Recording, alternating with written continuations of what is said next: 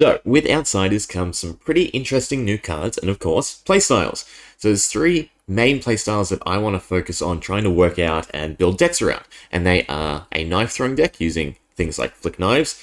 So, this mechanic of target dagger you control that isn't on the active chain link deals 1 damage and counts as a hit from that dagger. It's a really cool concept. I do believe it still needs a little bit of work to make it really stand out, but we'll still dive into it nonetheless. The other two are a dot style deck where you can apply bleed, poison, and we'll term it fatigue. It's sort of like a pseudo stun almost, or some sort of limitation you're imposing on your opponent through the inertia aura tokens. However you want to phrase them. I'll look into it after. And then, of course, a Riptide defensive trap deck. I think having a stool style ranger deck could be really fun and interesting, and I think it might even combo well with a dot style deck. So all in all, I think I want to build a ninja knife throwing deck, a assassin dot deck, and a ranger riptide defensive deck. So of course then, we're starting today with Benji, and we'll sort of discuss flick knives a bit more, and this knife throwing mechanic, and why essentially I've picked Benji over any of the other heroes to sort of utilize. So before we sort of get into that, I will just go over some of the bad points that I sort of have come to the conclusion of when it comes to flick knives. For one, as you can see, I don't actually run flick knives on Benji, and there's two reasons for this. For one, Tiger Stripe Shuko is easier to achieve and get more use out of in the long-term effect of the battle. Not only that, but it also has a higher defense value, which is good in case you do want to, get rid of it near the end of the game because you need survivability over the extra damage. And two, there's obviously not a lot of daggers that Benji can utilize. There are just the 2 Zephyr Needles and 2 Harmonized Kadachi. So for instance, in Blitz, you can have a maximum of 2 copies of a card. In Constructed, I believe it's 3, meaning that essentially I have a hard cap of throwing 4 daggers before I run out of weapons and tools, which means that through flick knives alone, in 4 rounds, if I were to use its effect, I would run out of weapons to utilize on Benji, which is a really, really bad thing. Now, the Assassin's a little bit better with 8, but it's still not a significant amount of weapons to utilize. Either they need to sort of remove the cap on weapons and allow you to stock up with more, or they need to obviously introduce more weapons. So aside from that, the other way we can throw a knife is through Hurl. Where is it? Yeah, so you can have up to 6 copies in Blitz, because there is a red, yellow, and blue version of Hurl, and each of them allow you to pay 1 and then throw your dagger, allowing you to trigger the same effect. If it deals that 1 damage, the dagger counts as a hit, and you trigger any of its effects. The other issue with this setup currently is the fact that there is only Concealed Blade. This is the only way to re-equip a dagger from your inventory or your side deck, meaning that at best you can only have 2 extra daggers to swap into in Blitz or 3 in Classic Constructed. So that means in Classic Constructive you can have 5 daggers to utilize, and then in Blitz you can only have 4, meaning there is not a huge value in running extra copies of Hurl outside of the initial 2, because most likely you want to hold on to your last set of weapons. You don't want to throw them away.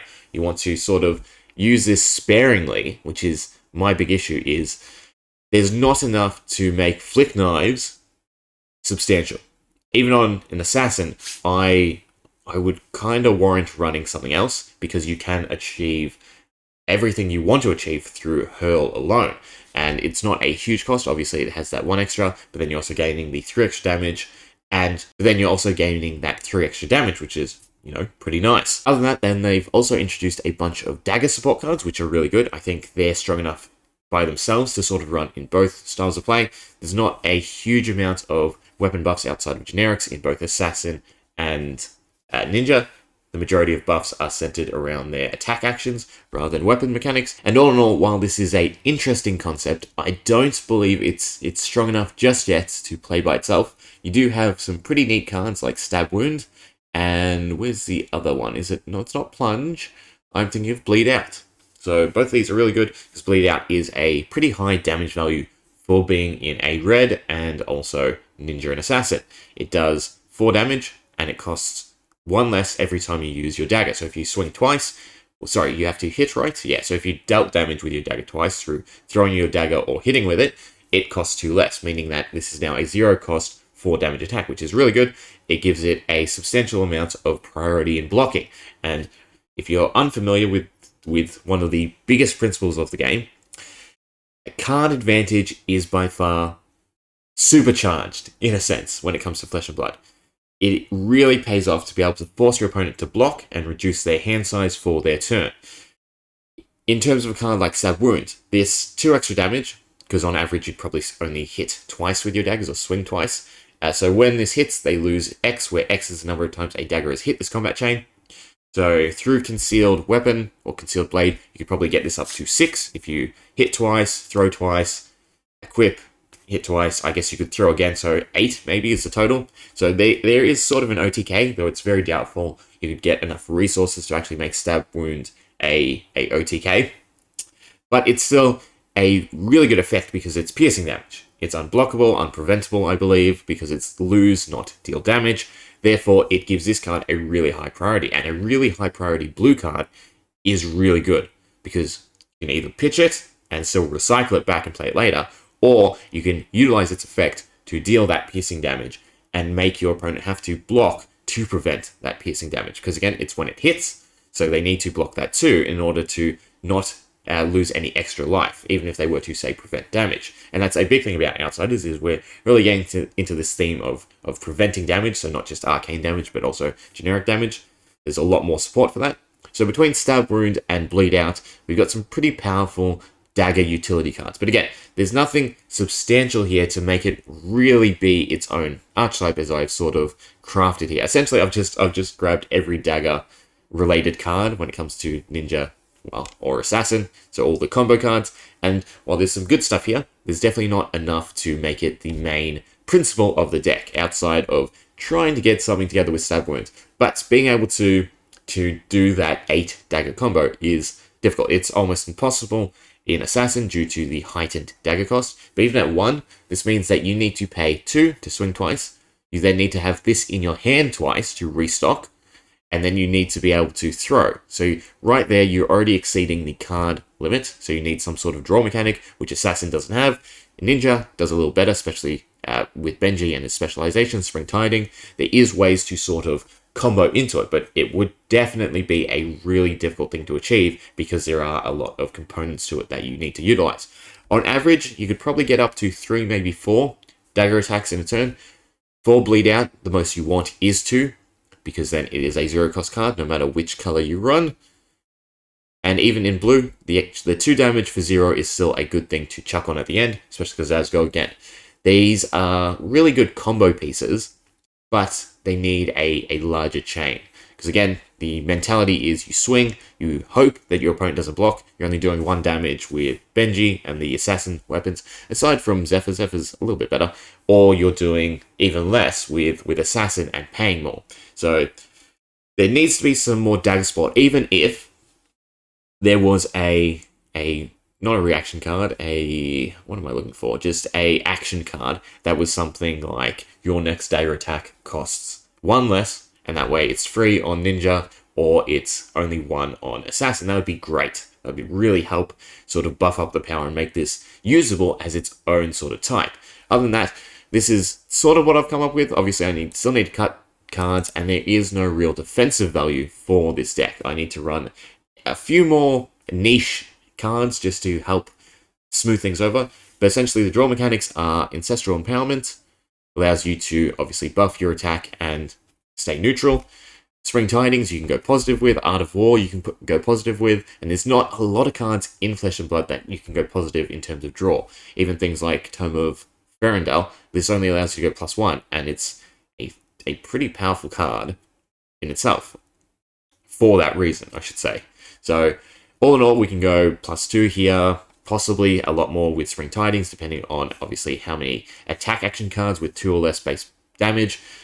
Assassin, I think, fits more into the realm of 3 to 4. Not that they can obviously run Spring Tidings. But I think Benji is a lot more suited to running daggers, especially because cards like Plunge will allow you to try and get that damage done, especially there's probably no point running red because you want to stay in that 2 and below threshold, and it will, buff your weapon, which is really good. So you play something like Plunge, you then swing, and then maybe finish off with bleed out, or you'd probably save stab wounds. Again, you really want to sink your teeth into that X damage, and you really want to wait for a turn with, say, a concealed blade and a few hurls.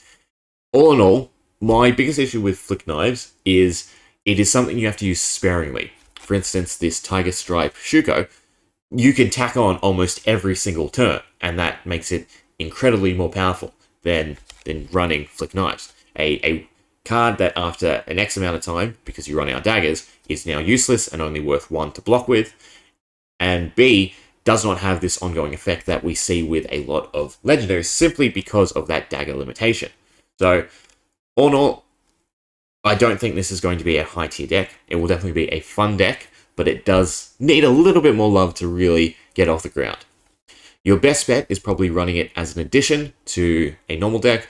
I think the general play is to use Hurl and obviously Flick Knives to get off some of the Assassin dagger effects so that you reduce your opponent's ability to defend and block. But other than that, damage-wise, tempo-wise, Benji's probably better.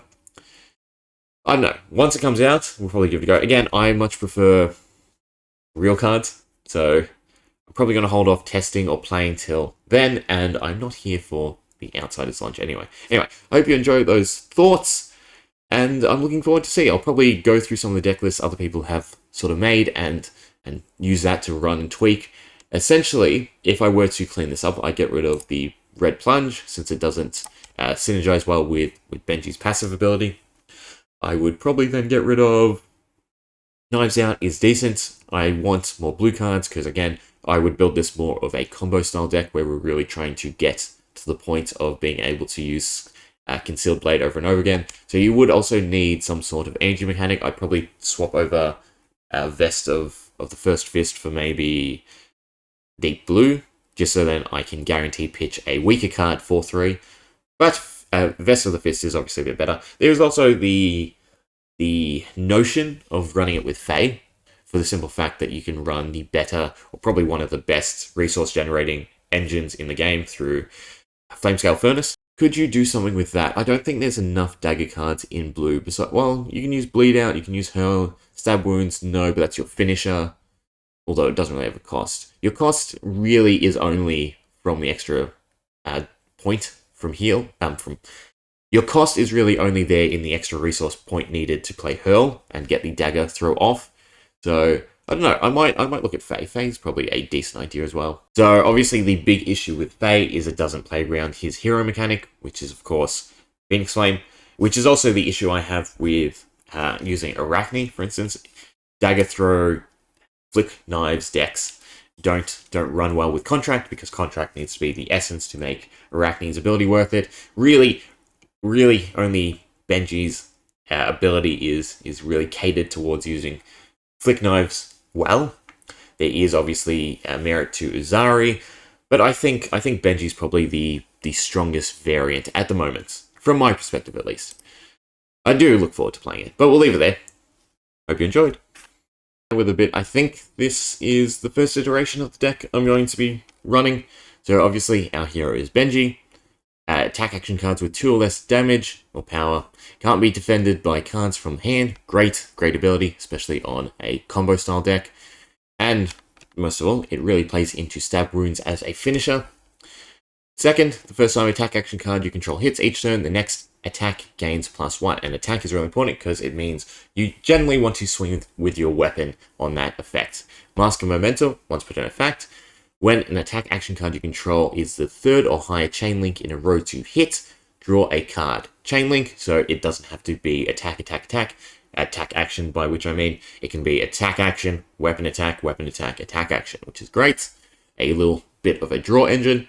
The Ornate Tensei. This is a bit of an interesting one that I just want to try out. Running this in our offhand to use and just cycle cards looking for our combo pieces, and then using Concealed Weapon to get another dagger back. So there's probably no use in running all the weapons, because at best we equip one other dagger and then use our Zephyr Knife, Zephyr Needle, throw it, equip another dagger, and that's both concealed weapons done.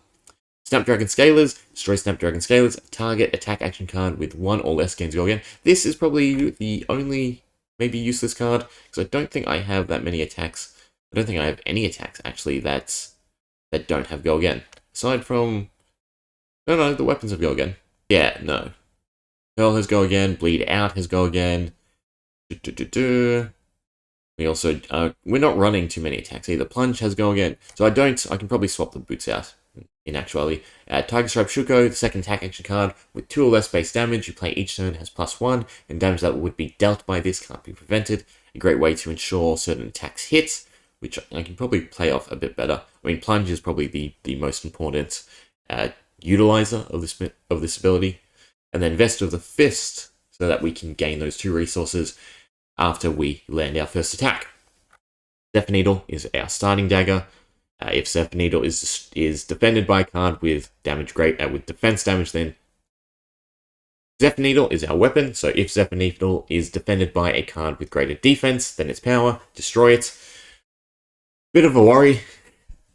I can't say this weapon is too good, despite having the 1 extra damage, because having a weapon with 2 is fairly easy to block with more than 2 power. And then of course the deck. So Ancestral Power, Draw Mechanic, and a slight buff. Bleed Out, one of our only attack actions. Hurl, one of our only attack actions. I should probably count. Plunder Run, just a slight draw engine that we can stick in our arsenal. Short and Sharp probably will be cut for a better attack reaction. Sink Below, good. Obviously, it's one of the best generic defense reactions, because it allows you to not only fish and cycle a card, but also it has a fairly high defense stat, and it plays for 0. I think the sweet spot in terms of defense is this 3 to 4 damage range. I think the majority of cards slot into that 3 damage range. Art of War, terrific card. We can either buff or draw.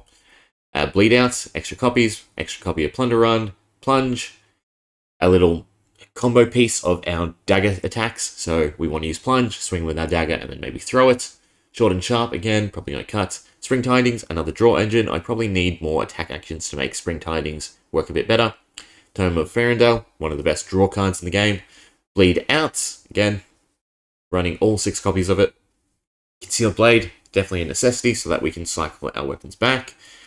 Knives Out, your dagger gains +1 this turn. So that's interesting, because I assume equipping daggers still gain the +1, meaning that it is an ongoing buff, which is really good in that aspect, which makes it then an important part of going for an OTK with stab wounds. I really need to theorycraft it a bit more, but I think that's going to be the goal in Outsiders, is to be able to OTK with stab wound.